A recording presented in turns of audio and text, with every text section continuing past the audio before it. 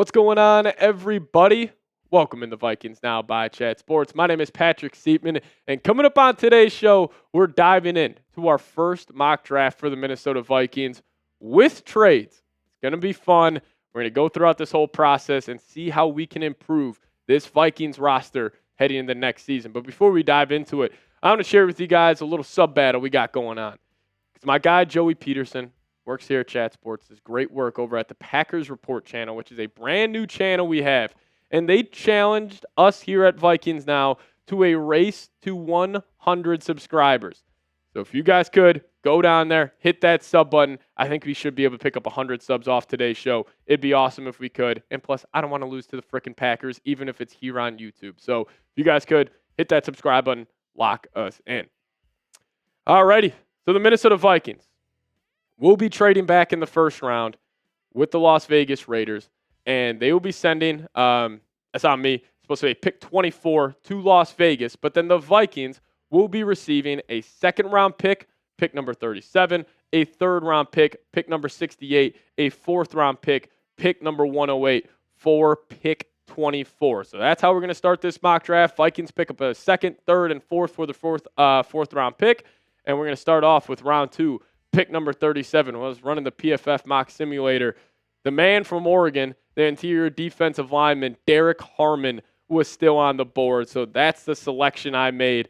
Listen, could you get him at pick 24? 100%. But also, if he could be available early in the second round, that's where a trade back option really could come into play for the Minnesota Vikings. And this guy, he was a monster this past season at Oregon. He's a beast. Shot at the Roger Bong in the live chat. 55 pressures on the year, ridiculous. 11 TFLs, 5 sacks. He can get home to the quarterback. He's that prototypical run-stuffing defensive tackle, and he's also a massive human being, coming at 6'4", 313 pounds. But actually, our good old Vikings fan, Thor Nystrom, was talking about Derrick Harmon, and he actually had the Vikings taking him at pick number 31, I believe, in a trade down with the Kansas City Chiefs. And this is what he had to say. This 6'4", 313-pound Harmon made the round one leap in 2024. He comfortably led all FBS interior defensive linemen in hurries with 39. Harmon has very good length, and he's a strong athlete at his size, posting a 4.95 40 with a 1.74 10-yard split at the NFL Combine. Now, listen, I'd love to pick a Derrick Harmon. I think he would be a great building block on that defensive line. I also do think the Vikings need to address defensive line during the NFL draft. Because, yes, you addressed it in free agency. But Hargrave and Allen, they're kind of just 2-year rentals for the Vikes. So you got to get some young guys in this organization. I think you could do it now, considering how loaded this defensive line class is. So with this first pick, or with the first pick of the for the Vikings in round 2, number 37, we decided to go with Derrick Harmon out of Oregon. But now we're going to kick it to another defensive lineman. We're double dipping on the interior of the defensive line, and we're going to take C.J. West. Fun fact about C.J. West here. He went to my high school in Chicago, same high school that J.J. McCarthy went to, Nazareth Academy. So shout out to my guy, C.J. West. Awesome guy. Went to Kent State, transferred to Indiana, and had a great year for the Hoosiers this past season. And, he put up good numbers. 8 TFLs, was able to get to the quarterback 2 times for 2 sacks, had 25 pressures, also had a PBU and a forced fumble as well. But he also, I think he would add to a young defensive lineman core, which would be unbelievable. The Vikings need to make a move at the interior defensive line, and I am cool with them almost double dipping on young guys and almost getting that, young nucleus behind the veterans that we have, who are really just going to be 2-year rentals, like I was saying. And then you would have this young core of 2 guys who are 21, 22, or 3 guys who are 21, 22, and 26 years old, Derrick Harmon, C.J. West. And don't forget about Jalen Redmond, everybody. This guy was a monster at the tail half of last season. PFF graded him out incredibly well. And Redmond, he's got a super, super high motor. But, if this is your core of young defensive linemen, and then you also had Dallas Turner on the edge, in 3 years from now, that would be awesome. And also, Hargrave and Allen, what better mentors would you want for a young defensive tackle? Because, the Vikings culture, obviously, they encourage that, like take these older veterans, taking young guys under their wings. And I think Hargrave and Allen would almost embrace that. And also, like Harmon, CJ West, like if Hargrave and Allen were have to miss some time during the year because they are older, you wouldn't see really that big of a fall off at the defensive line. So I love the Vikes double dipping on the interior defensive line here with the first 2 picks of our mock draft. But now we're going to throw a little curveball at you guys. We're going to have the Vikings going receiver here in round 3. And it's going to be Washington State wideout Kyle Williams. Now, if you guys have heard this name before, he's actually one of the only wide receivers to absolutely torch Travis Hunter when he was playing at Colorado, and obviously he was at Washington State. But actually, Chris Sims was putting out his wide receiver rankings, and I know Chris Sims has a lot of hot takes, and he's got a lot of bad takes when it comes to the quarterback position. But when it comes to wide receiver, Chris Sims is on the money. Like, take last year, for example. He had Brian Thomas, Malik Neighbors at the top. Then he had a gap to Marvin Harrison. That looks good. And then also the year when Justin Jefferson came out, like Jerry Jeudy was a very highly touted player coming out. He was supposed to be, the second best wide receiver in that draft class behind CeeDee Lamb. Well, he had Jefferson and CeeDee in their own class, and then he had 3 other guys, and then Jerry Jeudy, so that looked good. But Kyle Williams, the more you watch this guy, the more you like him. And, he was very productive for Washington State this past season. He's got great wiggle, great, just great bend, or not great bend, just great elusiveness when he's running his routes. And, 70 receptions, just under 1,200 yards, has big playability, hence why he averaged 17.1 yards per catch, 14 touchdowns as well.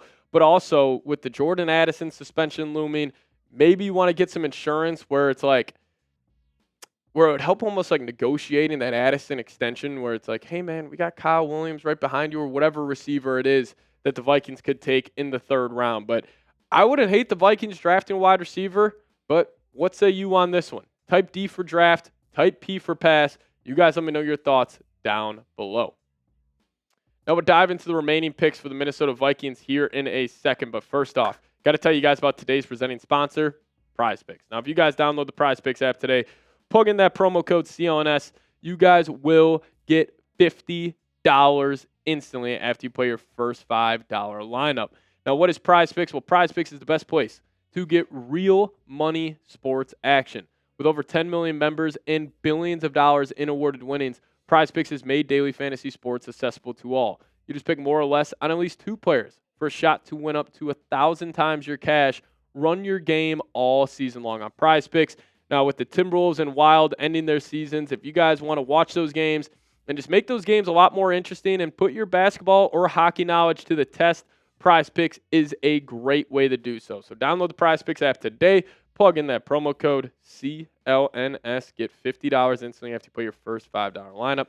Download the PrizePicks app today. Plug in that promo code CLNS. Get $50 instantly after you play your first $5 lineup. But massive shout out to PrizePicks for sponsoring today's show.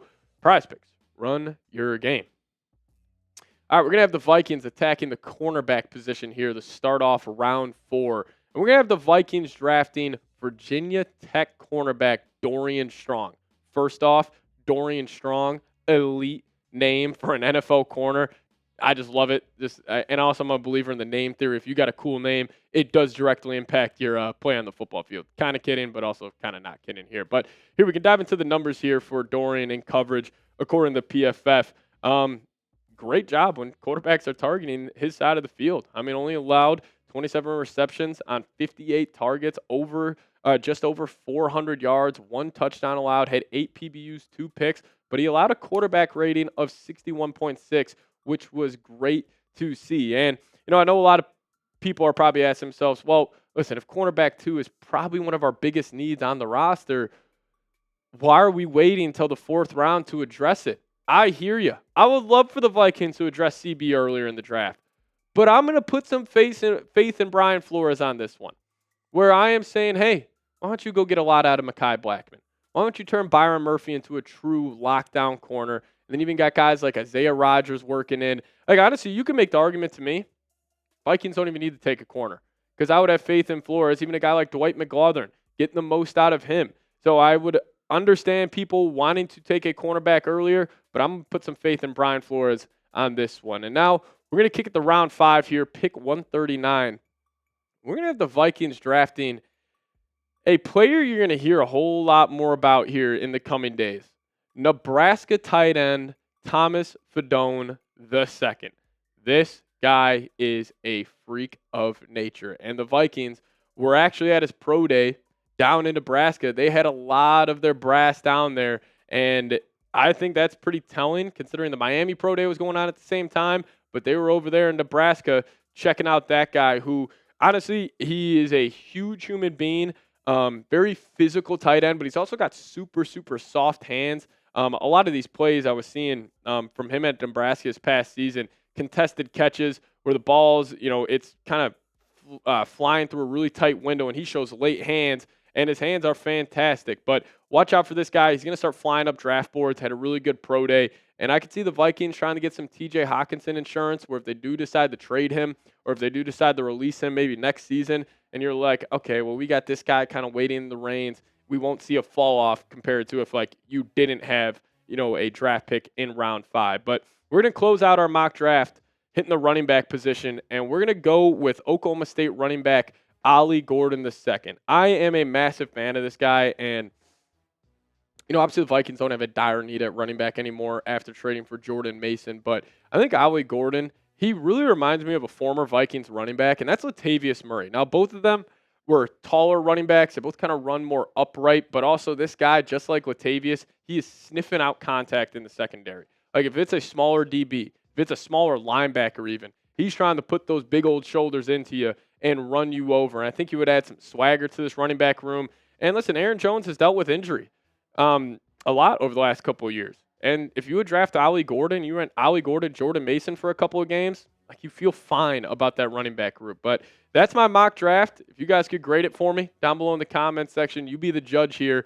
Give me an A, B, C, D, or F. Now, we had the Vikings trading off pick 24, going back to 37, picking up another third, picking up another fourth. So trying to get some more good players in there instead of just going all in on whoever it would be at pick 24. But you guys let me know. Grade the Vikings mock draft A, B, C, D, or F. If also you guys want to follow me on Twitter, hit me up over there at Pat Siepman, the Twitter handle. See you guys next time. As always, Skol Vikes.